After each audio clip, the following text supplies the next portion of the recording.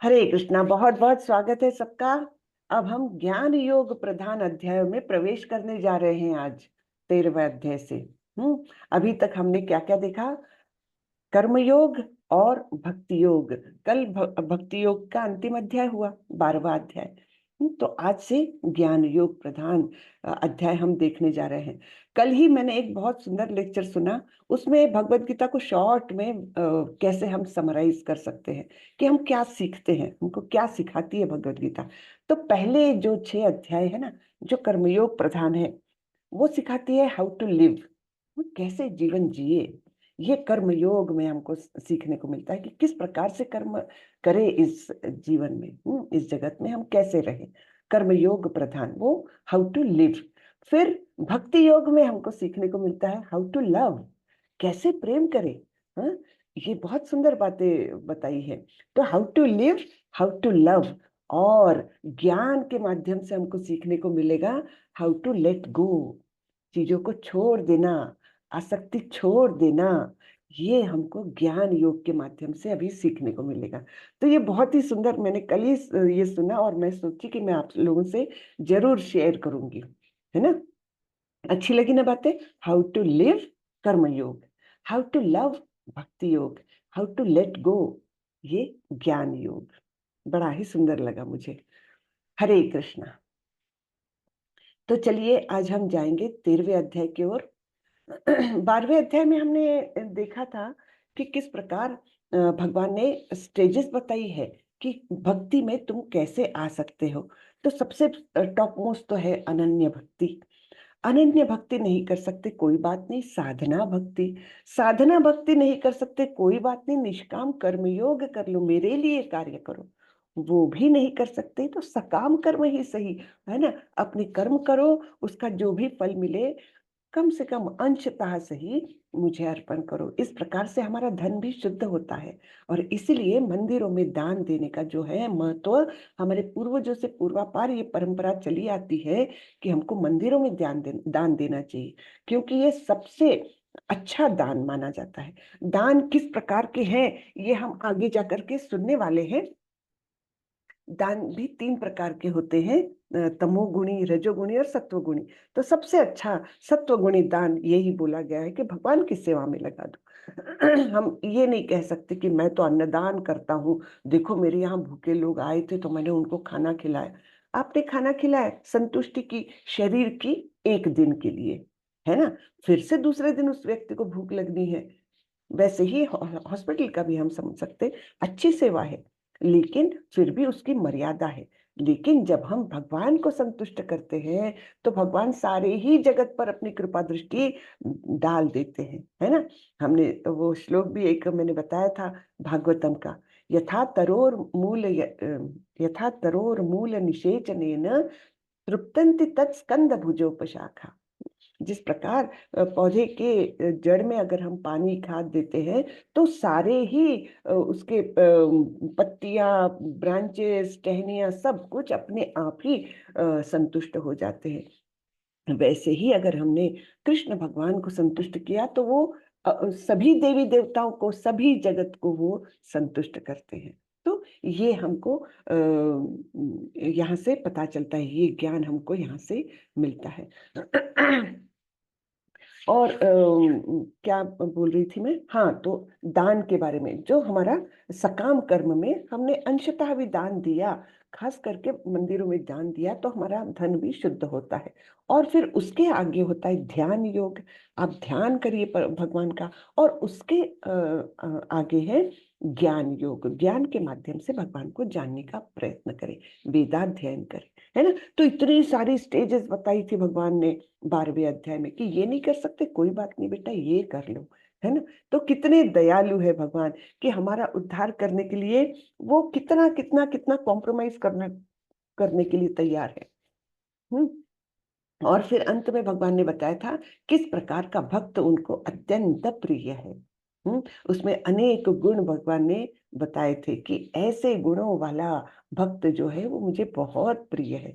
तो वो प्रियाष्टकम जिसे कहा गया है, 13 से लेकर के 20वें श्लोक तक के जो है वो सारे प्रियाष्टकम में गिने जाते हैं। तो यहाँ पर 12वां अध्याय खत्म हुआ था। अब 13वें अध्याय से भगवान ज्ञान देना चालू कर रहे हैं, ज्ञान योग। तो मैं पीपीटी शेयर करती हूँ और फिर मंगलाचरण करके हम देखेंगे। और तो और मैं बताना चाहूंगी, ये 13वां अध्याय जो है ना, तो ये एक्चुअली भगवत गीता में सबसे कठिन माना जाता है समझने के लिए। तो हो सकता है थोड़ा सा ये हो, लेकिन आप लोगों को थोड़ा बार बार अगर आप रिवाइज करेंगे तो धीरे धीरे ये हम सभी को समझने लग जाएगा। हाँ? मैं भी पूरी तरह से नहीं समझ पाई हूँ, कोई भी नहीं समझ पाता है, लेकिन ठीक है, हम समझने का प्रयत्न तो जरूर ही करेंगे। प्रभुपाद जी की कृपा से थोड़ा बहुत तो अंदर चला ही जाएगा। हरे कृष्णा। ओम नमो भगवते वासुदेवाय। ओम नमो भगवते वासुदेवाय। ओम नमो भगवते वासुदेवाय। ओम अज्ञानतिमिरान्धस्य ज्ञानाञ्जनशलाकया चक्षुरुन्मीलितं येन तस्मै श्रीगुरवे नमः। श्रीचैतन्यमनोभीष्टं स्थापितं येन भूतले स्वयं रूपः कदा मह्यं ददाति स्वपदान्तिकं। वन्देऽहं श्रीगुरो श्रीयुतपदकमलं श्रीगुरुन् वैष्णवांश्च श्रीरूपं साग्रजातं सहगण रघुनाथान्वितं तं सजीवं साद्वैतं सावधूतं परिजनसहितं कृष्ण चैतन्य देवं श्री राधा कृष्ण पादान् सह गण ललिता श्री विशाखान्वितांश्च हे कृष्ण करुणा सिंधु दीनबंधु जगतपते गोपेश गोपिका कांत श्री राधा कांत नमोस्तुते। तप्त कांचन गौरांगी राधे वृंदावनेश्वरी वृषभानुसुते देवी प्रणमामि हरिप्रिये। नमो विष्णुपदाय कृष्णपृष्ठाय भूतले श्रीमते भक्तिवेदांत स्वामी इति नामिने। नमस्ते सारस्वती देवी गौरवाणी प्रचारिणे निर्विशेषाय शून्यवादी पाश्चात्य देशतारिणी। जय श्री कृष्ण चैतन्य प्रभो नित्यानंदा श्री अद्वैत गदाधर श्रीवासादि गौरभक्त वृंदा। हरे कृष्णा कृष्णा कृष्णा हरे हरे हरे रामा राम रामा हरे हरे हरे कृष्णा कृष्णा कृष्णा हरे हरे हरे रामा रामा राम रामा हरे हरे। हरे कृष्णा सभी को। हरे कृष्णा। हरे कृष्ण माता जी। हरे कृष्ण माता जी। हरे कृष्णा। दंडवत प्रणाम।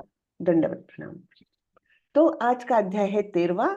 नाम है क्षेत्र क्षेत्रज्ञ विभाग योग, यानी प्रकृति पुरुष तथा चेतना। इनके बारे में हम अभी देखने वाले हैं, क्या ज्ञान है इसमें। तो यहाँ पर फिर अर्जुन के प्रश्न से ये अध्याय शुरू हो रहा है। अर्जुन उवाच प्रकृतिं पुरुषं चैव क्षेत्रं क्षेत्रज्ञमेव च एतद् वेदितुमिच्छामि ज्ञानं ज्ञेयं च केशव। श्रीभगवानुवाच इदं शरीरं कौन्तेय क्षेत्रमित्यभिधीयते एतद्यो वेत्ति तं प्राहुः क्षेत्रज्ञ इति तद्विदः। तो अर्जुन के 6 प्रश्न हैं यहाँ पर पहले ही श्लोक में। 6 प्रश्न क्या है? वो पूछ रहे हैं, हे कृष्ण, मैं प्रकृति एवं पुरुष यानी भोक्ता, क्षेत्र एवं क्षेत्रज्ञ तथा ज्ञान एवं ज्ञेय के विषय में जानने का इच्छुक हूँ। 6 विषयों के बारे में जानने के अर्जुन इच्छुक है। तब भगवान बोलते हैं, श्री भगवान ने कहा, हे कुंती पुत्र, यह शरीर क्षेत्र कहलाता है और इस क्षेत्र को जानने वाला क्षेत्रज्ञ है। ठीक है, तो हमारे शरीर को कहा गया है क्षेत्र, और इस शरीर को जो जानता है वो है क्षेत्रज्ञ। अब हमारे शरीर को जानते कौन है? हम स्वयं जानते हैं, और दूसरे जानते हैं परमात्मा, जो हमारे शरीर के अंदर ही बैठे हैं, हर जीव के अंदर बैठे हैं, हृदय में बैठे हैं। तो आत्मा और परमात्मा एकदम आजू बाजू में बैठ करके बैठे रहते हैं शरीर में, हृदय में। लेकिन हमारी आत्मा क्या करती है? वो इस भौतिक जगत के संपर्क में है, वो इच्छाएं भी करती है। यद्यपि मन में इच्छाएं होती है, लेकिन वो आत्मा को भी हमने देखा था किस प्रकार से बुद्धि आत्मा के निकट पड़ोसन बोला है प्रभुपाद जी ने। हाँ, तो इस प्रकार वो आत्मा भी प्रभावित होती है। वो अपने आप को भोक्ता मानती है, अपना आइडेंटिफिकेशन ही गलत करती है। वो अपने आप को शरीर मान करके इस जगत में सारी गतिविधियां करती रहती है। और परमात्मा क्या करते हैं वहां बैठकर? वो केवल ऑब्जर्व करते हैं कि ये क्या कर रहा है, क्या सोच रहा है, क्या इच्छाएं करता है। और भी रोल्स है परमात्मा के, वो हम आगे जानने वाले हैं कि परमात्मा किस प्रकार से उनको ऑब्जर्व भी करते हैं, साक्षी, और दूसरे हैं अप्रूवर, यानी उसको क्या बोलते हैं, अप्रूव करने वाले, कोई भी कार्य को अप्रूव करने वाले, ये भी उनका रोल होता है। तो इस प्रकार से परमात्मा और आत्मा दोनों भी हमारे शरीर में है, और दोनों भी हमारे शरीर के बारे में जानते हैं, अर्थात क्षेत्र के बारे में जानते हैं, क्योंकि इस शरीर को कहा गया है क्षेत्र, और उसको जानने वाले हैं आत्मा और परमात्मा। आगे बढ़ते हैं। तो ये 6 सवालों के उत्तर भगवान दे रहे हैं। क्या प्रकृति क्या, हाँ, प्रकृति क्या है? तो प्रकृति यानी ये भौतिक प्रकृति जो हम देखते हैं, है ना, सब भौतिक जगत में जो कुछ अग्नि जल वायु पृथ्वी आकाश के माध्यम से जो कुछ निर्मित है, वो सब भौतिक प्रकृति के अंदर आता है। उसी में मन बुद्धि अहंकार ये भी आता है। और फिर पुरुष क्या है? जो आनंद को भोगता है। अब हमने 5वें अध्याय का अंतिम श्लोक जो देखा था, उसमें भगवान ने क्या बताया था कि भोक्तारम यज्ञ तपसाम सर्वलोक महेश्वरम, यानी मैं ही सारे ही तपस्याओं का और यज्ञों का मैं ही भोगता हूँ। लेकिन हम जब इस भौतिक जगत में आते हैं, इस भौतिक प्रकृति के संपर्क में आते हैं, तब हम अपने आप को भोक्ता समझने लगते हैं। तो हम तो सभी माइन्यूट क्वांटिटी में भोक्ता है। हाँ, भोग करते हैं, इसलिए भोक्ता, और पुरुष को ही भोक्ता माना जाता है, पुरुष। हाँ, तो इस प्रकार से हम सभी भोक्ता के रोल में अपने आप को देखते हैं। लेकिन वास्तविक भोक्ता कौन है? भगवान है ना। 5वें अध्याय में ही हमने ये देखा था। फिर क्षेत्र क्या है? अभी हमने पढ़ा है, क्षेत्र यानी ये शरीर, और क्षेत्रज्ञ इस शरीर को जानने वाले। हाँ, तो क्षेत्र के ज्ञाता वह शरीर में आत्मा भी है और परमात्मा भी है। और परमात्मा केवल अपने शरीर, इसी शरीर को नहीं जानता, वो तो सभी के शरीरों को, सभी जीवों के शरीरों को जानने वाला है। तो हम तो छोटे क्षेत्रज्ञ है, वो महान क्षेत्रज्ञ है, क्योंकि सभी शरीरों को भी जानते हैं। फिर ज्ञानम यानी ज्ञान क्या है? क्षेत्र और क्षेत्रज्ञ को समझना। हम्म, तो यही ज्ञान कहा गया है। और हम ज्ञान किसको समझते हैं? हाँ, मुझे बायोलॉजी का बहुत ज्ञान है, मुझे केमिस्ट्री का ज्ञान है। लेकिन भगवान तो बोलते हैं ज्ञान तो केवल ये है, क्षेत्र और क्षेत्रज्ञ को समझना। और ज्ञेयम क्या है, यानी ज्ञान का लक्ष्य क्या है? वो है परमात्मा। ज्ञान का लक्ष्य यानी किसको जानना है? हमको परमात्मा को जानना है। फिर आगे भगवान बताते हैं, क्षेत्रज्ञं चापि मां विद्धि सर्व क्षेत्रेषु भारत, क्षेत्र क्षेत्रज्ञयोर ज्ञानम यत्तद् ज्ञानम मतम मम। हे अर्जुन, आपको समझना चाहिए कि मैं भी सभी शरीरों का ज्ञाता हूँ, और इस शरीर और उसके ज्ञाता को समझने को ज्ञान कहा जाता है। यही मेरे राय है। तो क्या है कि सभी शरीरों को जानने वाले हैं परमात्मा, केवल एक शरीर को नहीं, सभी के शरीर को। और ये इनका भेद जानना यानी क्षेत्र और क्षेत्रज्ञ, इनके बारे में ज्ञान प्राप्त करना ही वास्तविक ज्ञान है। तो यहाँ पर हम देखते हैं 3 अवस्थाएं दी है हमारी। एक है जागृत अवस्था, हम सब कार्य करते हैं, जागृत है, अपने रोजमर्रा के नियत कर्तव्य हम करते जाते हैं, ठीक है। दूसरी स्टेज है स्वप्नावस्था। स्वप्न में हम क्या क्या देखते हैं पता नहीं, लॉटरी लग गई है या बहुत सारा धन चोरी हो गया, कुछ भी सपना देखते हैं, है ना। तो वो दूसरी अवस्था। और तीसरी अवस्था कौन सी है? सुषुप्ति, यानी बहुत गहरी नींद। हाँ? तो ये 3 अवस्थाएं होती है हमारे अस्तित्व की। अब देखिए कि तीनों अवस्थाओं में ये दोनों भी, आत्मा और परमात्मा दोनों भी जागृत है, यानी क्या वो कार्यरत है। हमारी अवस्था कैसी भी रहे, हम जागृत रहे, स्वप्नावस्था में रहे या सुषुप्ति में रहे, फिर भी ये दोनों भी जगे हुए हैं, एक्टिव है। हाँ? आगे बढ़ते हैं। जैसे ये क्षेत्र और क्षेत्रज्ञ का भेद समझाने के लिए ये चित्र दिया गया है। जैसे किसी किसान का खेत है, तो वो उसको भी क्षेत्र कहते हैं, है ना, फील्ड। तो वो अपने क्षेत्र के बारे में वो पूरी तरह से जानता है कि मेरे खेत में वो नॉर्थ डायरेक्शन में एक कुआं है, उसके पास एक आम का पेड़ लगा हुआ है, साउथ में मैंने ये क्रॉप लगाया है ना, या इस प्रकार के पेड़ है। वो अपने क्षेत्र के बारे में वो अच्छे से जानता है। लेकिन गवर्नमेंट भी है जिनके पास पूरा रिकॉर्ड होता है, उनका अकेले का नहीं, सभी किसानों का रिकॉर्ड होता है। वैसा ही हम तो छोटे क्षेत्रज्ञ है, लेकिन परमात्मा सभी के शरीरों को जानते हैं, इसलिए वे महान परमात्मा है, या विभु, सॉरी, महान ज्ञाता है, हाँ, क्षेत्रज्ञ है रादर, सभी के शरीरों को जानने वाले क्षेत्रज्ञ वो है।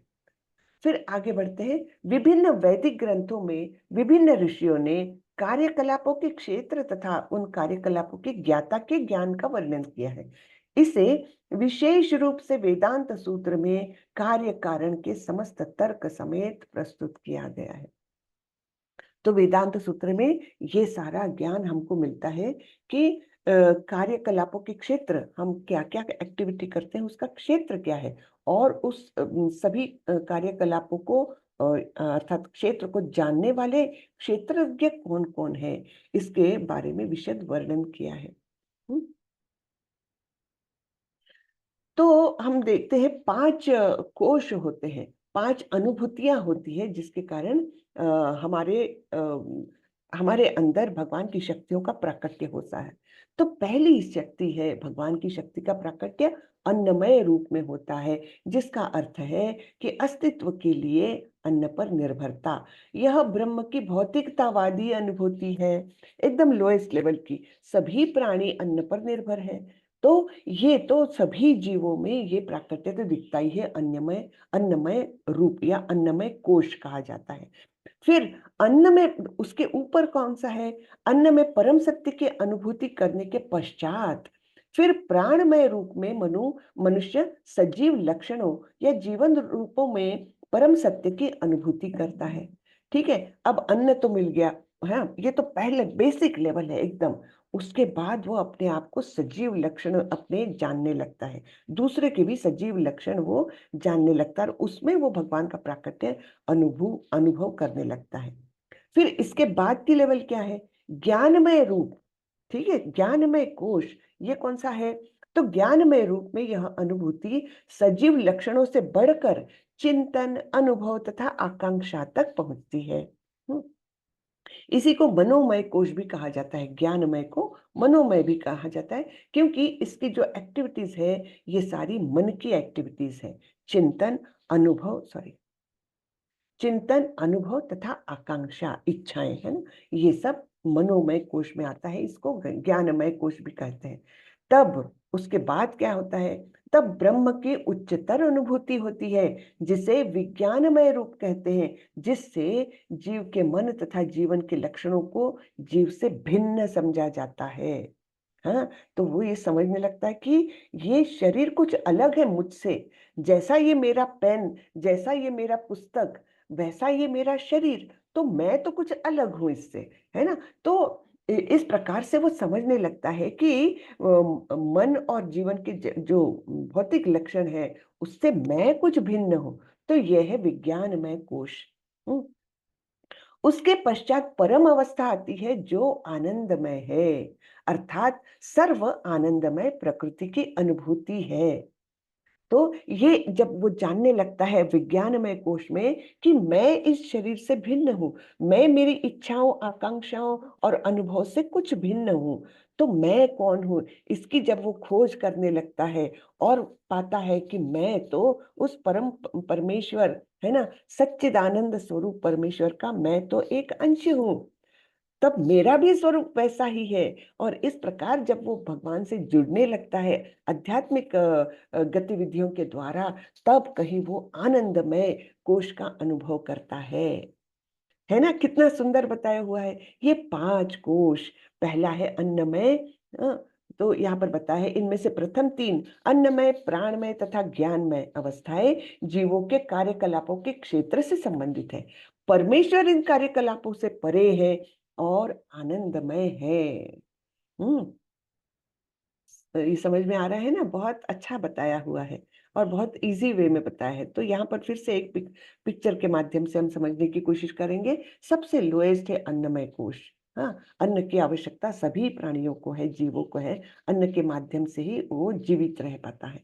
फिर उसके बाद प्राणमय कोश है ना, कि शरीर से बढ़कर के कुछ उसको अनुभव करता है, सजीवता का अनुभव करता है वो, कि मैं इसके द्वारा मैं एक्टिविटीज कर सकता हूं, मैं सजीव हूं, तो प्राणमय कोश।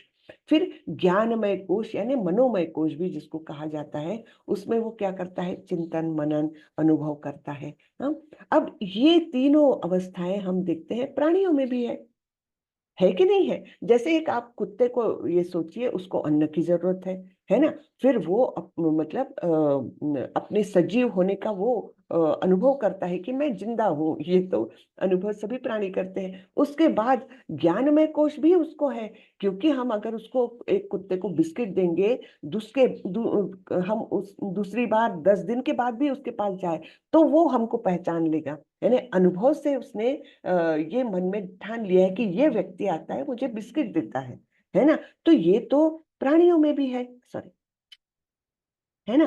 फिर नेक्स्ट विज्ञानमय। विज्ञानमय में क्या करता है वो, हाँ, विज्ञानमय में वो अपने को ये सब मन से और अपने शरीर से भिन्न समझने लगता है कि मैं कुछ इससे अलग हूँ, मैं ये देह नहीं हूँ। हाँ, देह ये मेरा कुछ मिला हुआ है, प्राप्त है, लेकिन मैं इससे भिन्न हूँ। ठीक है, बाहरी आवरण है ये देह, ये उसको समझने में आने लगता है। और फिर वो तलाश में जाता है कि फिर मैं कौन हूं, मैं कहाँ से आया हूँ। ये जब उसकी तलाश चालू होती है, तब धीरे धीरे करके वो आनंदमय कोश का अनुभव करता है। तो इस प्रकार से ये 5 अवस्थाएं हैं, 5 कोश है रादर। तो हमको कहाँ जाना है, हमको आनंदमय कोश की तलाश में रहना है, जो आध्यात्मिक जगत में ही मिल सकता है, आध्यात्मिक अनुभव से मिल सकता है, भगवान से जुड़ने पर मिल सकता है। तो अन्नमय, प्राणमय, ज्ञानमय, विज्ञानमय और आनंदमय, ये 5 कोश है हमारे, 5 अभिव्यक्तियां हैं। फिर आगे ये बताते हैं भगवान, पंच महाभूत, अहंकार, बुद्धि, अव्यक्त। अव्यक्त यानी 3 गुणों की अप्रकट अवस्था, वो तीनों गुण एकत्र रहते हैं और अव्यक्त रहते हैं। 10 इंद्रिया तथा मन, 5 इंद्रिय विषय, इच्छा, द्वेष, सुख दुख, इनका संग, है ना, जीवन के लक्षण तथा धैर्य, इन सबको संक्षेप में कर्म का क्षेत्र अर्थात उसकी अंत क्रियाएं या विकार कहा जाता है। अब ये 24 जो है, 24 तत्वों का ये समूह बताया गया है। 24 कैसे, पंचमहाभूत 5 हो गए, कौन से, अग्नि, अग्नि जल वायु पृथ्वी आकाश, ये पंचमहाभूत हो गए। फिर अहंकार आया हमारा, हाँ? फिर बुद्धि आई, अव्यक्त अवस्था, हाँ, ये एक आई। फिर 10 इंद्रिया यानी 5 कर्मेंद्रिय, 5 ज्ञानेंद्रिय तथा मन, यानी ये टोटल 11 हुए, इनका टोटल करते जाइए आप। फिर 5 इंद्रिय विषय, हाँ, फिर इच्छा द्वेष सुख दुख का संग, हाँ, और फिर जीवन के लक्षण तथा धैर्य, ये सब मिलकर के 24 तत्व होते हैं जिनका ज्ञान हमको प्राप्त करना चाहिए, तब कहीं जाकर के हम भगवान के स्वरूप को और इस भौतिक प्रकृति को और अपने आप को अच्छी तरीके से समझने लगेंगे। अब यहाँ पर बताई है मुक्ति की विधि। ये जो 4 श्लोक है उनको कहा जाता है मुक्ति की विधियां। यानी अगर ये गुण हमारे अंदर है तो हम मुक्ति की ओर जा सकते हैं। कौन से गुण हैं? अमानित्वम, अदाम्भित्वम, अहिंसा, क्षान्तिरार्जव, आचार्योपासनम, शौचम, स्थैर्यम, आत्मविनिग्रहः, इंद्रियार्थेषु वैराग्यम, अनहंकार एव च, जन्म मृत्यु जरा व्याधि दुःख दोषानुदर्शनम, असक्तिरनभिष्वङ्गः, पुत्रद्वार गृहादिषु नित्यं च समचित्तत्वम्, इष्टानिष्टोपपत्तिषु मयि चानन्ययोगेन भक्तिरव्यभिचारिणी, विविक्तदेशसेवित्वम्, अरतिर्जनसंसदि, अध्यात्मज्ञाननित्यत्वम्, तत्त्वज्ञानार्थदर्शनम्, एतज्ज्ञानमिति प्रोक्तम्, अज्ञानम यदतोऽन्यथा। तो कौन से गुण है ये? विनम्रता, दंभहीनता, अहिंसा, सहिष्णुता, सहिष्णुता यानी क्या? टॉलरेंस, सरलता, हाँ यानी अंदर बाहर अलग अलग बातें हैं, ऐसा नहीं कि मैं मुंह से कुछ बोल रही हूँ और अंदर मेरे मन में कपट है, तो वो नहीं। सरलता, अंदर बाहर जो एक ही भाव होना, प्रामाणिक गुरु के पास जाना, फिर पवित्रता, शरीर की भी मन की भी पवित्रता, और स्थिरता, आत्म संयम, इंद्रियों पर कंट्रोल, फिर इंद्रिय तृप्ति के विषयों का परित्याग। ठीक है, तो इंद्रिय तृप्ति के विषय जो होते हैं तो उनका परित्याग, फिर अहंकार का अभाव, जन्म मृत्यु वृद्धावस्था तथा रोग के दोषों की अनुभूति। यानी हम इस भौतिक जगत में हैं और हम वास्तविक कष्ट पा रहे हैं जिनसे छुटकारा पाना असंभव है भौतिक जगत में रहते हुए। इसका कम से कम एहसास, इसका ज्ञान, ये भी एक आवश्यक गुण बताया है मुक्ति की ओर जाने के लिए, कि मैं यहाँ पर दुखी हूँ, मेरी असंगतता है इस भौतिक जगत से, ये कम से कम समझे ना लोग। लेकिन हम देखिए किसी से भी बात करेंगे तो बोलेंगे हाँ मेरी लाइफ तो बहुत अच्छी है। जो खास करके जो थोड़े सतोगुण में रहते हैं ना, ज्ञान प्राप्त करते हैं, तो उनको ज्ञान के माध्यम से बड़ा सुख लगता है। वो अपने आप को समाज के दूसरे घटकों से ऊंचा समझते हैं। ऐसे लोगों से आप सुनिए, वो बोलते हैं ऐसी लाइफ तो मुझे बहुत अच्छी लगी, मेरी लाइफ है ना, मैंने बहुत अच्छे से जीवन जिया है, और ऐसी लाइफ अगर मुझे बार बार भी मिले तो मैं बहुत आनंदित रहूंगा। यानी वो इसको समझते ही नहीं है कि वास्तविक वो सुख नहीं है, वो टेम्पररी कुछ क्षण है, तुमको सुख का अनुभव दिलाते हैं, लेकिन हो तो तुम गुण के बंधन में ही ना, सतोगुण में ही हो ना। यानी एक जेल में A grade, B grade, C grade अगर कैटेगरी करे तो ए ग्रेड वाला भी तो जेल में ही है ना। यद्यपि उसको चलो एक बिस्तर मिलता होगा, उस पर गद्दा है, उसको खाना जरा बेटर क्वालिटी का मिलता होगा, लेकिन है तो जेल ही ना। तो ये उनके समझ में नहीं आता। तो ये एक बहुत इंपॉर्टेंट बात है कि कम से कम ये हम समझे। हमको ये ऐसा नहीं है कि हमको दुखी रहना है, बिल्कुल नहीं, लेकिन इस जगत के साथ, भौतिक जगत के साथ हम असंगति में हैं। हमारी संगति इसके साथ 1 to 1 नहीं है। वो जो चाहती है वैसे ही घटनाएं घटती है और वैसे ही परिस्थिति हमारे सामने आ जाती है। जब प्रकृति चाहती है तब हम बूढ़े होते ही है, जब प्रकृति चाहती है तब हम बीमार होते ही है। तो हमारे हाथ में नहीं है। इस प्रकार हम बंधन में हैं। ये कम से कम हमने समझना ही चाहिए कि जन्म मृत्यु जरा व्याधि इनका दोष है। ये जन्म मृत्यु जरा व्याधि दुख दोषानुदर्शनम, अनुदर्शन करना है हमको, ये समझना है ना। तो ये बड़ी ही सुंदर गहरी बातें बताई है भगवान ने इसमें। अच्छी तथा बुरी घटनाओं के प्रति समभाव, ये तो हमने दूसरे अध्याय में भी देखा, उसके बाद भक्तों के लक्षण में भी देखा कि किस प्रकार हमको जो भी घटनाएं हो, जो भी परिस्थिति हो, उसमें हमें अविचलित भाव से रहना है, विचलित नहीं होना है, समभाव रखना है। फिर आगे का गुण बताया है, मेरे प्रति निरंतर अनन्य भक्ति। भगवान के प्रति मन में भक्ति होना चाहिए, तीव्र भक्ति होना चाहिए। फिर एकांत स्थान में रहने की इच्छा। एकांत यानी ये नहीं कि जंगल में जाकर रहे, लेकिन जहां भक्त नहीं है वहां पर हम अभक्तों से दूरी बना के एकांत में रहने की इच्छा। फिर जन समूह से विलगाव, वैसा ही कि जहां पर बहुत जमावड़ा है लोगों का और इधर उधर की बातें होती है, चर्चाएं होती है, पॉलिटिक्स हो गया और कोई एक्सीडेंट हो गया या कोई घटना हो गई, इनके बारे में चर्चाएं होती रहती है, उससे अलगाव, जाने की इच्छा नहीं होती। हाँ, उनसे अलग रहने की इच्छा होती है। फिर आत्म साक्षात्कार की महत्ता को स्वीकारना। बहुत सारे लोग तो इस बात को स्वीकार ही नहीं करते कि ये मार्ग है जो मनुष्य जीवन को सार्थक बनाता है, अध्यात्म का मार्ग। उनको ये समझते नहीं, क्या करना है भजन पूजन करके, आज को जियो, है ना, एंजॉय करो, घूमो फिरो खाओ पियो, वही जीवन है। ऐसे समझने वाले लोग होते हैं, उनको तो ये समझता ही नहीं कि ये महत्वपूर्ण अंग है जीवन का, सबसे महत्वपूर्ण अंग है ना। तो इसको स्वीकारना ये भी एक गुण है आवश्यक मोक्ष की प्राप्ति के लिए। तथा परम सत्य की दार्शनिक खोज।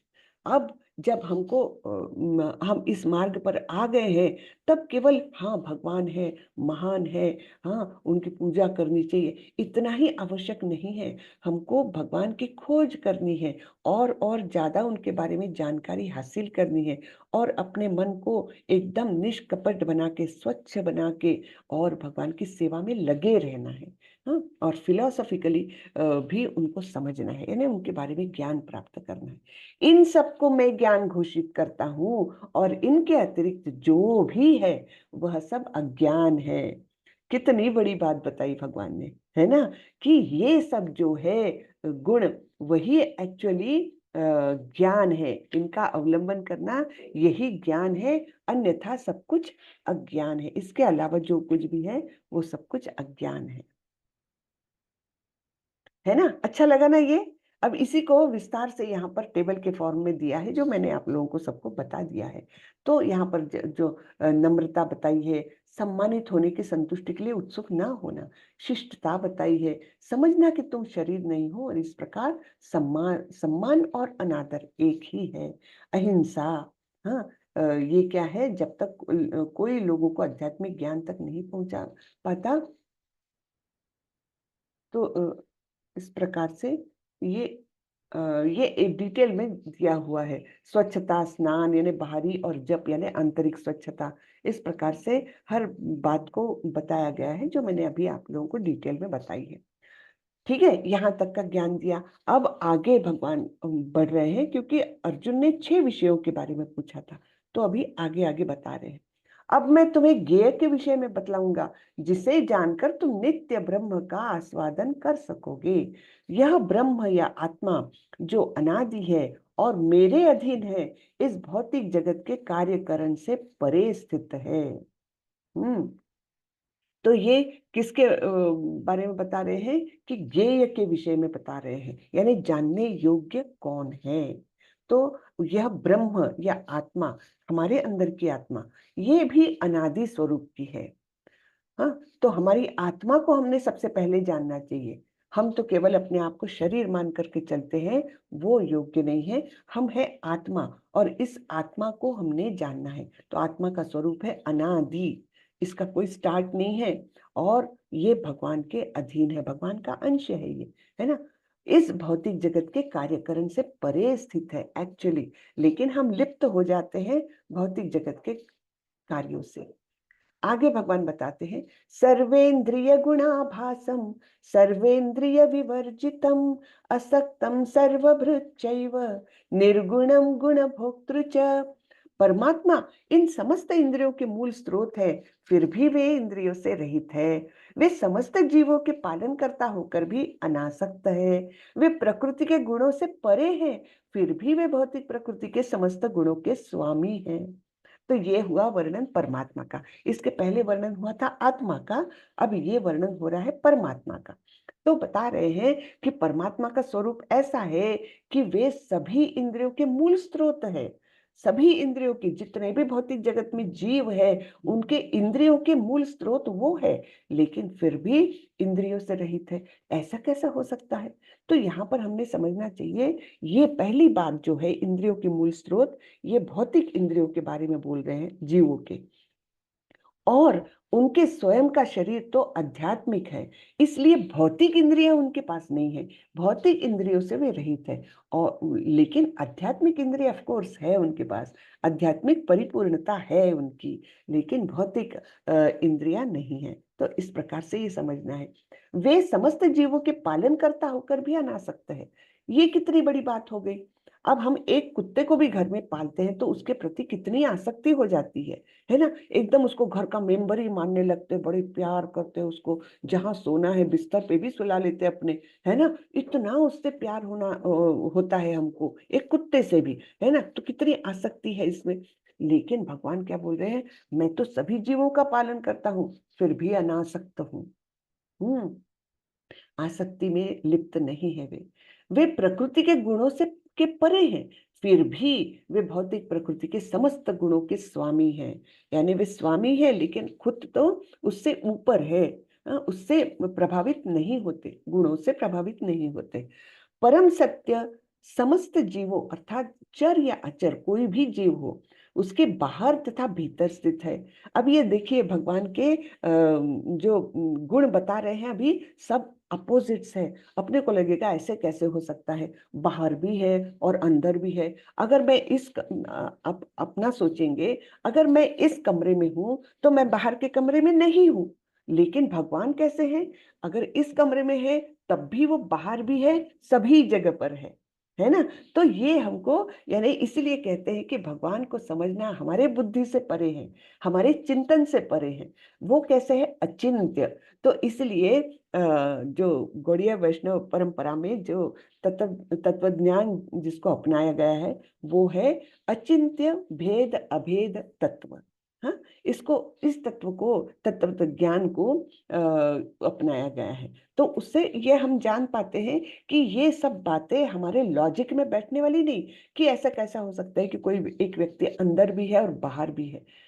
भगवान के बारे में ये हो सकता है, भगवान अंदर भी है, हमारे अंदर भी स्थित है, और बाहर सर्वव्यापी रूप में भी है। और तो और इसके अलावा भी अपने परम धाम में, गोलोक वृंदावन में भी नित्यवास कर रहे हैं। और तो और नारायण स्वरूप में वे सारे वैकुंठ लोकों में भी स्थित है। तो ये सब जो है ये अचिंत्य है, हमारे चिंतन, हमारी बुद्धि से बहुत परे है। तो वे भौतिक इंद्रियों के द्वारा जानने या देखने से परे हैं। भौतिक इंद्रिय जिसका हमको बड़ा अहंकार है कि मैं तो बहुत बुद्धिमान है, मैं सब समझ लूंगा, मैं भगवान को जान लूंगा। और कई लोग बोलते हैं कि मुझे भगवान दिखते क्यों नहीं, अगर भगवान है तो मुझे दिखना चाहिए। तो ये क्लियर कर रहे हैं कि भौतिक इंद्रियों के द्वारा जानने या देखने से परे है, वे अचिंत्य है। हाँ, यद्यपि वे अत्यंत दूर रहते हैं किंतु हम सबों के निकट भी हैं। यानी उनका जो वास है, जो वैकुंठ लोक है या जो गोलोक वृंदावन धाम है उनका, वो तो बहुत दूर है, लेकिन फिर भी हमारे बहुत निकट रहते हैं। तो ये सब बातें जो है ये अपोजिट आपको लगती है, ये कैसे लॉजिक में बैठेगा, लेकिन ऐसा है। हाँ, ये हमको भगवान स्वयं बता रहे हैं, कोई ऐसा वैसा व्यक्ति नहीं बता रहा है। परम सत्य समस्त जीवों चर अचर के बाहर तथा भीतर है, ये हमने देखा है पिछला। सूक्ष्म होने के कारण वे भौतिक इंद्रियों के द्वारा जानने या देखने से परे हैं। यद्यपि वे अत्यंत दूर रहते हैं किंतु हम सबों के निकट भी है। वे समस्त प्रकाशमान वस्तुओं के प्रकाश स्रोत है। वे भौतिक अंधकार से परे हैं और अगोचर है। वे ज्ञान है, ज्ञेय है और ज्ञान के लक्ष्य भी है। वे सबके हृदय में स्थित है।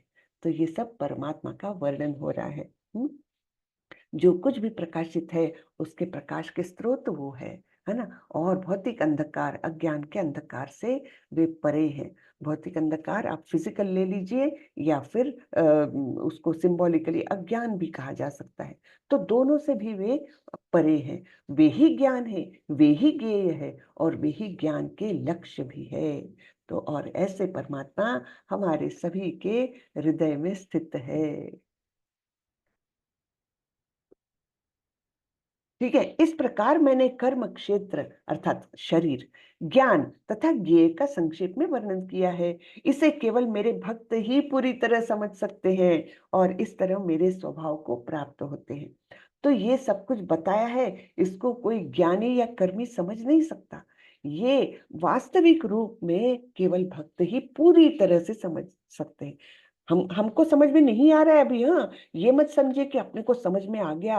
हाँ, नहीं, हम तो केवल ये पढ़ रहे हैं, भगवान के शब्द केवल पढ़ रहे हैं। उसको पूरी तरह से जानना समझना ये बहुत ऊंचे लेवल की बात होती है। तो लेकिन इसको केवल मेरे भक्त ही समझ सकते, पूरी तरह समझ सकते हैं। हाँ, और इस तरह मेरे स्वभाव को प्राप्त होते हैं। प्रकृति तथा जीवों को अनादि समझना चाहिए। उनके विकार तथा गुण प्रकृति जन्य है। ये प्रकृति भी अनादि है और जीव भी अनादि है। और जो कुछ विकार उत्पन्न होते हैं, हमने अंत विकार देखे, है ना। दुख सुख धैर्य चेतना, ये जो कुछ अंत विकार है ना। तो वो किससे उत्पन्न होते हैं? वो प्रकृति के द्वारा उत्पन्न होते हैं हमारे अंदर। कार्य कारण कर्तृत्वे हेतु प्रकृतिरुच्यते। पुरुषः सुख दुःखानां भोक्तृत्वे हेतुरुच्यते। प्रकृति समस्त भौतिक कारणों तथा कार्यों यानी परिणामों की हेतु कही जाती है और जीव यानी पुरुष इस संसार में विविध सुख दुख के भोग का कारण कहा जाता है। तो प्रकृति क्या है? समस्त भौतिक कारण, जो भी भौतिक जगत में घटता है, जो भी कार्य होते हैं, है ना।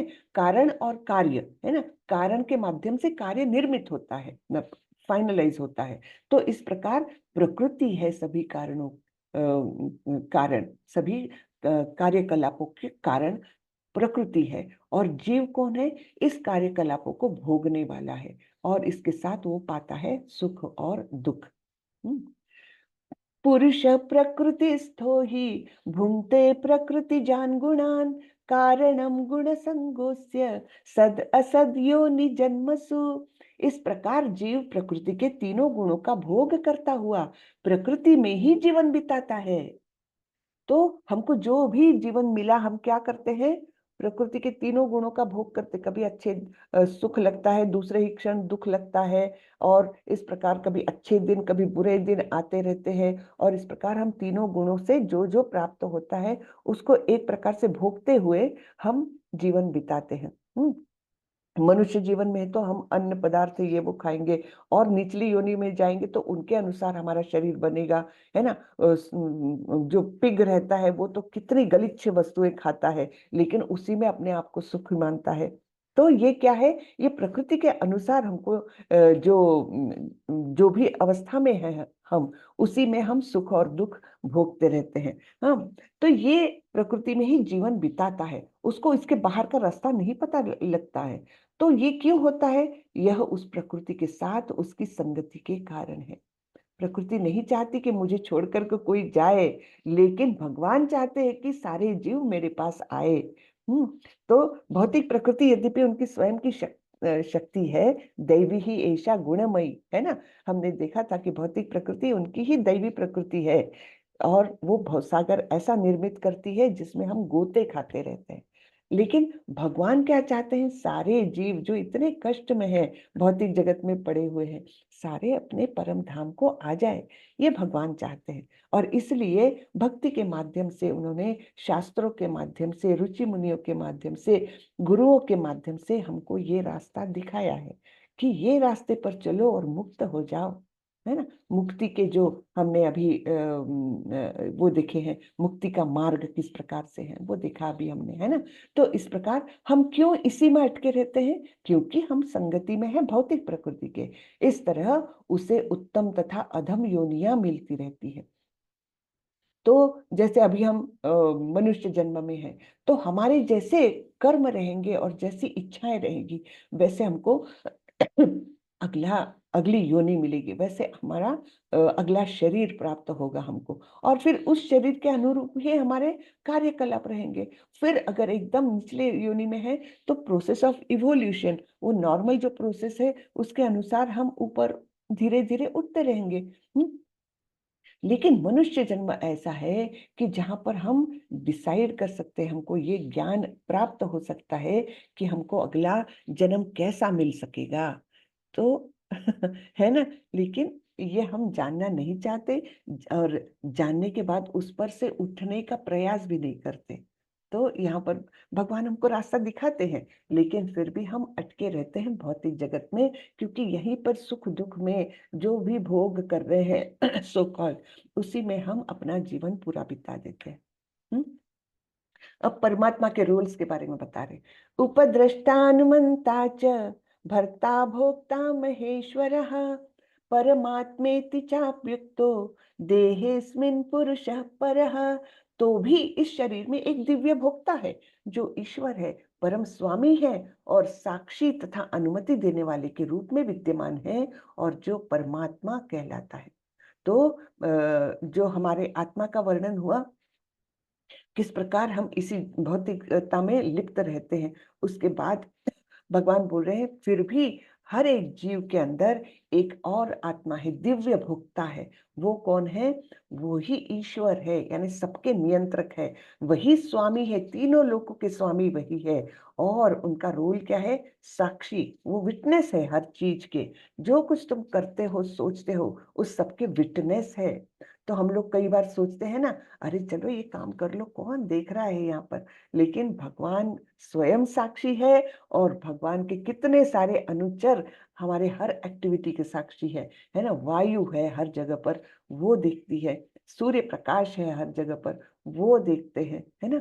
तो इस प्रकार उनके तो बहुत सारे अनुचर हैं जो साक्षी है, और स्वयं वे अंदर बैठ करके हर हमारी गतिविधियों के साक्षी है।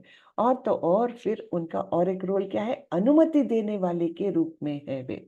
तो हमारी कोई इच्छाएं हैं, कोई हमारी एक्टिविटीज है, तो उसको ओके चलो गो अहेड, ये देने वाले भी वही है, अन्यथा कुछ नहीं कर सकते हम।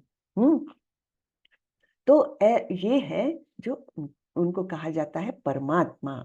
आत्मा और परमात्मा, इस प्रकार दो ज्ञाता जो है, क्षेत्रज्ञ जो है, वो हमारे अंदर स्थित है। जो व्यक्ति प्रकृति, जीव तथा प्रकृति के गुणों की अंतक्रिया से संबंधित इस विचारधारा को समझ लेता है, उसे मुक्ति की प्राप्ति सुनिश्चित है। उसकी वर्तमान स्थिति चाहे जैसी हो, यहाँ पर उसका पुनर्जन्म नहीं होगा। तो हमको क्या क्या जानना है? प्रकृति, जीव तथा प्रकृति के गुणों की अंतक्रिया, हाँ, इनके बारे में जो जानता है वो मुक्त हो सकता है। तो इस प्रकार से उसको पुनर्जन्म नहीं मिलेगा। यहाँ पर कौन दिखता है हमको? परीक्षित महाराज। हाँ, उनके जीवन के अंतिम 7 दिन का मौका मिला है, और उन्होंने पूरे 7 दिन भागवतम की कथाएं शुक मुनि से सुनने में हमारा अपना एक एक क्षण बिताया। हम्म। तो इन्होंने क्या किया? ये सारा ज्ञान प्राप्त किया, और निश्चित रूप से उनका पुनर्जन्म नहीं हुआ, मुक्ति मिल गई उनको। हम्म। कुछ लोग परमात्मा को ध्यान के द्वारा अपने भीतर देखते हैं, तो कुछ दूसरे लोग ज्ञान के अनुशीलन के द्वारा, और कुछ ऐसे हैं जो निष्काम कर्मयोग द्वारा देखते हैं। तो परमात्मा का एहसास करना, महसूस करना उनको, या उनके बारे में जानना, ये 3 प्रकार से हो सकता है। हाँ, एक तो है ध्यान लगा करके। हाँ, ध्यान लगा करके योगी लोग अपने अंदर के परमात्मा को देखते हैं। फिर दूसरे लोग जो है वो ज्ञान के माध्यम से वेदाध्ययन करते हैं, है ना, गुरु से ज्ञान प्राप्त करते हैं, और इस प्रकार वो परमात्मा को देखते हैं। और कुछ लोग तो इसी भौतिक जीवन में लग के निष्काम कर्म योग के द्वारा भी परमात्मा को देख सकते हैं। आगे बढ़ते हैं। ऐसे भी लोग हैं जो यद्यपि आध्यात्मिक ज्ञान से अवगत नहीं होते, पर अन्यों से परम पुरुष के विषय में सुनकर उनकी पूजा करने लगते हैं। ये लोग भी प्रामाणिक पुरुषों से श्रवण करने की मनोवृत्ति होने के कारण जन्म तथा मृत्यु पथ को पार कर जाते हैं। तो ठीक है, हम ज्ञान का अनुशीलन नहीं कर सकते, हम ध्यान भी नहीं कर सकते, निष्काम कर्म योग भी नहीं कर सकते, तब भी कुछ मार्ग है। वो है दूसरों से सुनना, योग्य गुरु से सुनना, ये भी एक मार्ग है और इससे भी मुक्ति की ओर जाया जा सकता है। यहाँ पर हम देखते हैं कपिल मुनि है ये भगवान के अवतार स्वरूप थे, शक्त्यावेश अवतार थे वे। और उनकी माता देवाहुति, ये उनको अपने पुत्र को गुरु मान करके उनसे सुन रही है, ज्ञान प्राप्त कर रही है, श्रवण, है ना। तो इस प्रकार से श्रवण करके भी इस मृत्यु पथ को पार किया जा सकता है। हे भरत वंशियों में श्रेष्ठ, यह जान लो कि चर तथा अचर जो भी तुम्हें अस्तित्व में दिख रहा है, वह कर्म क्षेत्र तथा क्षेत्र के ज्ञाता का संयोग मात्र है। तो जो भी इस सृष्टि में है, चाहे वो चर प्राणी हो या अचर प्राणी हो, जीव, है ना, चर या अचर जीव कुछ भी हो, उसके अंदर एक आत्मा है और परमात्मा भी है, और उसका वो बाहरी आवरण जो शरीर, वो भी है। यानी कर्म क्षेत्र जो हमने देखा था, क्षेत्र क्षेत्रज्ञ, है ना, तो क्षेत्र यानी उसका शरीर, और क्षेत्र के ज्ञाता यानी क्षेत्रज्ञ, इन दोनों को मिलकर मात्र है ये सब कुछ, चर और अचर सृष्टि। हाँ, यहाँ पर जैसे दिखाया है, ये भौतिक शरीर है और उसके अंदर आत्मा परमात्मा है, क्षेत्रज्ञ है। तो इन दोनों का संयोग मात्र होने से जो है भौतिक जगत के सारे चर अचर सृष्टि निर्माण होती है। समं सर्वेषु भूतेषु तिष्ठन्तं परमेश्वरं, विनश्यस्त्वम् अविनश्यन्तं यः पश्यति स पश्यति। जो परमात्मा को समस्त शरीरों में आत्मा के साथ देखता है और जो यह समझता है कि इस नश्वर शरीर के भीतर न तो आत्मा न ही परमात्मा कभी भी विनष्ट होता है, वही वास्तव में देखता है। तो वास्तव में देखना यानी क्या? ज्ञान के साथ देखना। केवल देखना यानी कुछ समझ में नहीं आया तो वो देखना नहीं होता। कई बार हमारा ऐसा होता है ना, हम कहीं जा रहे हैं तो आजू बाजू दुकानें होती है, कुछ कुछ होता है, लेकिन हमारा ध्यान ही नहीं रहता। तब हम वास्तव में देख रहे हैं क्या? आंखें हैं हमारे पास, हम उसको वैसे देख भी रहे हैं, लेकिन अंदर कुछ रजिस्टर नहीं हो रहा, तो वो देखना कोई देखने मतलब का नहीं रहता। जब हम ध्यान पूर्वक, हाँ यहाँ ये शॉप है, वहां वो शॉप है, यहाँ ये मिल सकता है, ये जब हम अंदर उसका ज्ञान लेते हुए जाएंगे, तब वो वास्तव में देखना है। वैसे ही जो परमात्मा को समस्त शरीरों में आत्मा के साथ देखता है, हाँ, कि उसको ये महसूस होता है कि आत्मा और परमात्मा ये दोनों मेरे अंदर स्थित है, और जो यह समझता है कि इस नश्वर शरीर के भीतर न तो आत्मा न ही परमात्मा कभी भी नष्ट होता है, तो आत्मा और परमात्मा दोनों भी नश्वर है, शाश्वत है, ये भी उसको समझना आवश्यक है। शरीर तो खत्म होगा ही होगा, हाँ, शरीर तो नश्वर है, लेकिन आत्मा और परमात्मा दोनों भी शाश्वत है। ये जो समझता है वही वास्तव में समझता है, वास्तव में देखता है। हम्म। तो यहाँ पर ये चित्र में बताया कि कैसे हर जीव के अंदर परमात्मा है और आत्मा तो है ही। इस प्रकार से हर चर और अचर सृष्टि का निर्माण होता है। जो व्यक्ति परमात्मा को सर्वत्र तथा प्रत्येक जीव में समान रूप से वर्तमान देखता है, वह अपने मन के द्वारा अपने आप को भ्रष्ट नहीं करता। इस प्रकार वह दिव्य गंतव्य को प्राप्त करता है। तो परमात्मा को वो सर्वत्र देखता है, हाँ, हर जीव में देखता है, सर्वव्यापी ऐसे परमात्मा को वो दर्शन करता है एक प्रकार से, है ना। तो वह अपने मन के द्वारा अपने आप को भ्रष्ट नहीं करता। यानी मन तो क्या है, इंद्रिय विषयों की ओर दौड़ाएगा अपने को, लेकिन मन के द्वारा वो विचलित नहीं होता, मन को अपने काबू में रखता है, और इस प्रकार उसको दिव्य स्थान प्राप्त होता है। जो यह देखता है कि सारे कार्य शरीर द्वारा संपन्न किए जाते हैं, जिसकी उत्पत्ति प्रकृति से हुई है, और जो देखता है कि आत्मा कुछ भी नहीं करता, वही यथार्थ में देखता है। तो जो कुछ हम कार्यकलाप कर रहे हैं वो वास्तविक किससे बन होते हैं? सारे हमारे शरीर के द्वारा होते हैं। शरीर की उत्पत्ति प्रकृति से हुई है ना? अग्नि, जल, वायु, पृथ्वी, आकाश और मन, बुद्धि, अहंकार। और जो यह देखता है कि आत्मा कुछ नहीं करती है, वही यथार्थ में देखता है। यद्यपि आकाश सर्वव्यापी है, किंतु अपनी सूक्ष्म प्रकृति के कारण किसी वस्तु से लिप्त नहीं होता। इसी तरह ब्रह्म दृष्टि में स्थित आत्मा शरीर में स्थित रहते हुए भी शरीर से लिप्त नहीं होता। तो आत्मा की स्थिति कैसी है इस समय? शुद्ध, है ना? तो ब्रह्म दृष्टि में स्थित ऐसी आत्मा जो रहेगी वो इन भौतिक कार्यकलापों से बाधित नहीं होगी। वो अपना अस्तित्व एकदम विशुद्ध रख सकती है, चाहे भौतिक जगत में कुछ भी होता हो। तो यहाँ उपमा किसकी दी है कि यद्यपि आकाश सर्वव्यापी है, लेकिन वो किसी चीज से लिप्त नहीं होता, है ना? क्या आकाश पर मैल हम छोड़ सकते हैं, मैला कर सकते हैं? क्या आकाश में हम पानी डाल के उसको भिगो सकते हैं? नहीं, वो किसी भी चीज से लिप्त नहीं होता। इसी प्रकार हमारी आत्मा भी लिप्त नहीं होती अगर आत्मा शुद्ध स्वरूप में है। अगर हमने जो तीसरे अध्याय में देखिए, अंत में मैंने बताया था कि भगवान ने बताया है, काम और क्रोध तुम्हारे सबसे ज्यादा विनाशकारी शत्रु है अर्जुन। और ये काम और क्रोध कहाँ से आते हैं? इंद्रियों के माध्यम से आते हैं। फिर मन में एक अपना गोडाउन बना लेते हैं, और फिर बुद्धि जो राजधानी है उसको भी, उस पर भी कब्जा करते हैं। और आत्मा तो बुद्धि के निकट पड़ोसन है, तो वो ऐसे समय में वो भी बाधित हो जाती है।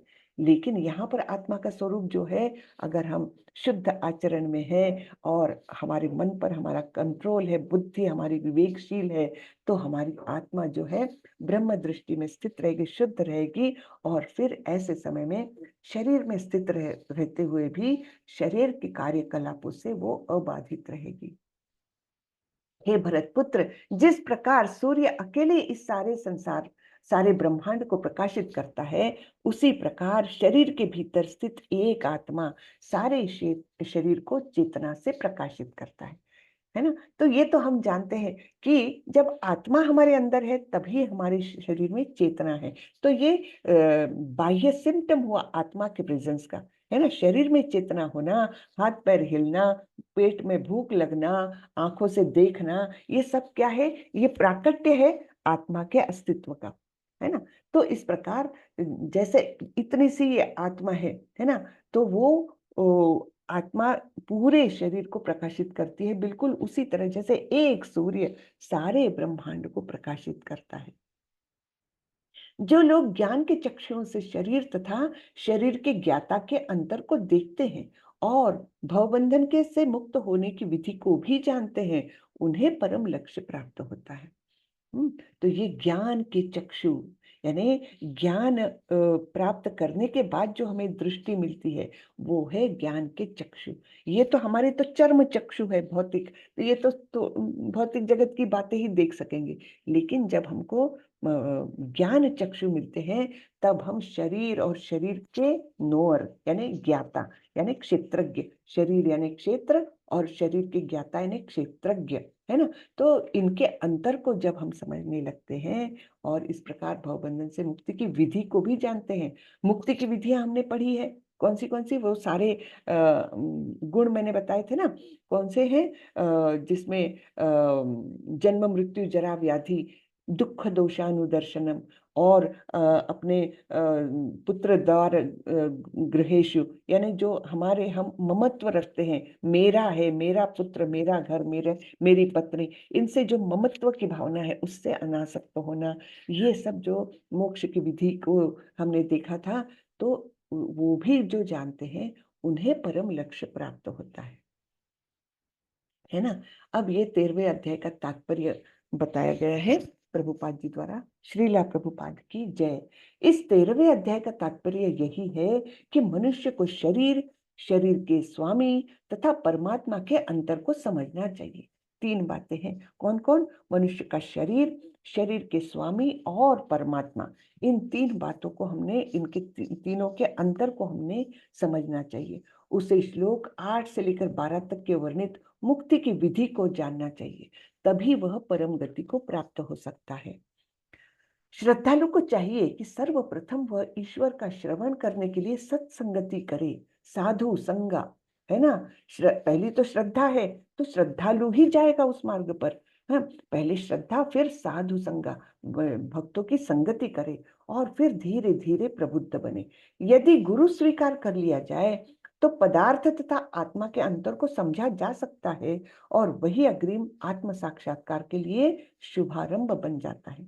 जब, है ना, भौतिक जगत और आत्मा, इनके अंतर को समझना ये पहली सीढ़ी है ना। गुरु अनेक प्रकार के उपदेशों से अपने शिष्यों को देहात्म बुद्धि से मुक्त होने की शिक्षा देते हैं। उदाहरणार्थ, भगवत गीता में कृष्ण अर्जुन को भौतिक बातों से मुक्त होने के लिए शिक्षा देते हैं। तो सभी गुरु जो है, प्रामाणिक गुरु जो है, वो हमको ये बताते हैं कि तुम भिन्न हो, शरीर भिन्न है ना। और इस प्रकार अपनी देहात्म बुद्धि से जो तुम्हारा लगाव है कि ये मेरा है, ये मैंने किया, ये मेरे लिए है ना, मैंने, मेरे लिए, मुझे, ये जो है ना, तो ये ममत्व है ना। तो इससे मुक्त होने की शिक्षा मिलती है हमको प्रामाणिक गुरुओं के द्वारा। मनुष्य यह तो समझ सकता है कि यह शरीर पदार्थ है और इसे 24 तत्वों में विश्लेषित किया जा सकता है। हमने देखे थे, देखिए शुरू शुरू में ही 24 तत्व देखे थे। उसमें पंच महाभूत, फिर अहंकार, मन और महत तत्व जो अप्रकट अवस्था है तीनों गुणों की, फिर 10 ज्ञानेंद्रिय और कर्मेंद्रिय, ये 10, और मन, और उसके बाद सुख दुख का संग, है ना। इस प्रकार से हमने वो सारे 24 तत्व देखे थे। किंतु इनसे भी ऊपर आत्मा और परमात्मा है। तो ये जीवन के लक्षण इन्हीं 24 तत्वों के अंतक्रियाएं हैं, ये तो समझ गए। और इनसे परे है आत्मा भी और परमात्मा भी। आत्मा तथा परमात्मा दो है। यह भौतिक जगत आत्मा तथा 24 तत्वों के संयोग से कार्यशील है। मनुष्य को चाहिए कि गुरु की सहायता से इस अध्याय को भली भांति समझ ले।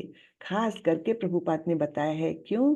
क्योंकि ये सब 13वें अध्याय की जो बातें हैं, इनको समझना एक प्रामाणिक गुरु के मार्गदर्शन से ही पॉसिबल है। नहीं तो हम अपना केवल पढ़ के और सुन के ये नहीं होगा। गुरु की मदद से हमको इन सब की बारीकियां समझनी पड़ेगी। तो इसलिए मैंने एकदम शुरू में भी कहा था कि 13वां अध्याय जो है वो सबसे ज्यादा कठिन माना जाता है भगवत गीता में समझने के लिए। हरे कृष्णा। तो ये सारांश आता है। अर्जुन ने 6 प्रश्न किए थे, है ना। क्या क्या? प्रकृति और पुरुष क्या है, ज्ञान और ज्ञेय क्या है, और क्षेत्र और क्षेत्रज्ञ क्या है। इस प्रकार से 6 प्रश्न किए थे। फिर क्षेत्र और क्षेत्रज्ञ का वर्णन किया है भगवान ने। हाँ, और उसमें बताया था कि क्षेत्रज्ञम चापि माम विद्धि, मैं भी एक क्षेत्रज्ञ हूँ। यानी आत्मा भी क्षेत्रज्ञ है, तुम्हारे शरीर को जानती है, और मैं भी दूसरा क्षेत्रज्ञ हूँ जो सभी के शरीरों को जानता है। फिर ज्ञान के प्राप्ति की विधियां बताई थी 8 से 12वें श्लोक में, है ना। मुक्ति की विधियां या ज्ञान प्राप्ति की विधियां, उसमें हमने बहुत सारे गुण देखे थे। उसी में ये दुख दोषानुदर्शनम वगैरह ये सब देखा था। फिर नेयम ज्ञेयम क्या है, यानी ऑब्जेक्ट ऑफ नॉलेज, ज्ञान का लक्ष्य क्या है। सर्वतः पाणिपादम तम, है ना। तो परमात्मा को जानना ये हमारा लक्ष्य है, ज्ञान का लक्ष्य। और प्रकृति पुरुष और संघ, ये है कारणम गुण संगोस्य। इनके कारण, प्रकृति के कारण जीव भौतिक जगत में ही अटका रहता है और विविध प्रकार की योनियां प्राप्त करता है। सद असद योनि जन्मसु, है ना। इस प्रकार ये गुण का संग होता है, हमको प्रकृति के गुणों के संपर्क में हम आते हैं, इसलिए सब भौतिक जगत की एक्टिविटीज होती है। फिर ज्ञान का दर्शन है। तो ये ज्ञान के चक्षु के माध्यम से हम क्षेत्र और क्षेत्रज्ञ के ज्ञान को हम समझ सकते हैं। ठीक है। और क्षेत्र क्षेत्रज्ञ को जानना यही ज्ञान है, बाकी सब अज्ञान है। हरे कृष्ण। हरे कृष्ण। हरे कृष्ण माता जी। हरे कृष्ण माता जी। हरे कृष्ण। कुछ प्रश्न हो? हरे कृष्णा माता जी, दंडवत प्रणाम। दंडवत प्रणाम प्रभु। हरे कृष्ण माता जी। हरे कृष्ण। हरे कृष्ण माता जी। हरे कृष्ण। मतलब ये प्रश्न है जी प्रभु। धन्यवाद। मिथ्या अहंकार और वास्तविक अहंकार में अंतर क्या था, जरा समझाइए। क्या क्या मुझे सुनाई नहीं दिया। मिथ्या अहंकार और वास्तविक अहंकार। आपकी आवाज कम है प्रभु, मुझे समझ में नहीं आया। किसी को समझ में आया हो तो प्लीज बताइए मुझे, क्या पूछ रहे हैं प्रभु। मिथ्या अहंकार में माता जी, अंतर। प्रभु जी पूछ रहे हैं मिथ्या अहंकार वास्तविक अहंकार में अंतर। अच्छा, मिथ्या अहंकार और वास्तविक अहंकार, ओके। देखिए, जब हम हमारी आत्मा इस देह से एक रूप हो जाती है, यानी अपने आप को देह मानने लगती है, तब फिर उसको अहंकार किस प्रकार का होता है? मिथ्या अहंकार, यानी ये मेरा घर, ये मैंने किया, ये मेरा परिवार, मेरे लोग, ये जो अहंकार है ना, वो मिथ्या कहलाता है। क्योंकि हमारा आइडेंटिफिकेशन तो देह है ही नहीं, हमारा अस्तित्व अलग है, हम है आत्मा, है ना।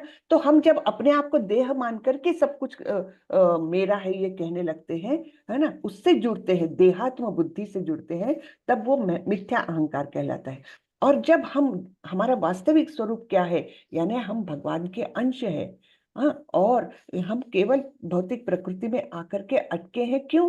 क्योंकि हमने कुछ अपराध किया है। वास्तविक हमारा परम धाम वो ही है, भगवत धाम है। ये सब बातें जब हम समझने लगते हैं, तब मैं मेरा स्वरूप ये दिव्य स्वरूप है, वहां पर मुझे जाना है, ये हम समझते, तो वो सच्चा अहंकार है ना। मेरा अस्तित्व वो है, दिव्य है, ये जब हम जानने लगते तो वो हमारा सच्चा अहंकार है। अन्यथा जब हम भौतिक जगत से जुड़े हुए बातों को मेरा और मेरा अस्तित्व इन्हीं चीजों से है ऐसा जानने लगते, मैं यानी मेरा देह, ये जानते, तो वो मिथ्या अहंकार। ठीक है प्रभु। जी बात। जी बात, धन्यवाद। धन्यवाद, प्रणाम प्रभु। हरे कृष्ण। हरे स्वाति माता जी, हरे कृष्णा जी। हरे कृष्ण माता जी। हरे माता जी, मुझे जो आपने 13.3 में 3 अवस्था बताया था, हाँ, जागृत और स्वप्न और स्वप्न, सुषुप्ति। माता जी एक बार दोबारा बता सकते हैं वो? हाँ हाँ, तो जागृत अवस्था यानी क्या? एक मिनट। हाँ, ये वाली, हाँ। जागृत अवस्था यानी हमारी रोजमर्रा की अवस्था। अभी हम सभी जागृत है, होपफुली सभी, कोई सो नहीं रहा है ना। तो अभी हम जागृत अवस्था में हम एक्टिविटीज कर रहे हैं। फिर हम जब सोते हैं, तब एक अवस्था आती है जिसमें हम सपना देखते हैं। कुछ ना कुछ हमारे यानी मन के विकार वो स्वप्न के रूप में हमारे सामने आते रहते हैं। हम उसको, ऐसा लगता है कि हम सच में उसका अनुभव कर रहे हैं, कि कोई मुझे मार रहा है तो स्वप्न में हम चिल्लाते भी है ना। ये स्वप्नावस्था। और तीसरी है सुषुप्ति अवस्था। इसमें हमको बहुत गहरी नींद लग जाती है, हमारा मन भी शांत है, और कोई भी एक्टिविटी, मतलब ऐसे शरीर से रिलेटेड कोई भी एक्टिविटी नहीं है, वो सुषुप्ति अवस्था, बहुत गहरी नींद। लेकिन ये बताया गया है कि आत्मा और परमात्मा दोनों भी, ये तीनों भी स्टेजेस में एक्टिव रहते हैं। वो नहीं सोते हैं, ना आत्मा सोती है ना परमात्मा सोते हैं। लेकिन हमारा ये शरीर जो भौतिक जगत, भौतिकता से रिलेटेड जो है एक्टिविटीज, वो अलग अलग अवस्थाओं में जाती है। जागृति, स्वप्न और सुषुप्ति। ठीक है माता जी, धन्यवाद माता जी। हरे कृष्णा। हरे कृष्णा। और किसी को कुछ प्रश्न हो तो पूछे।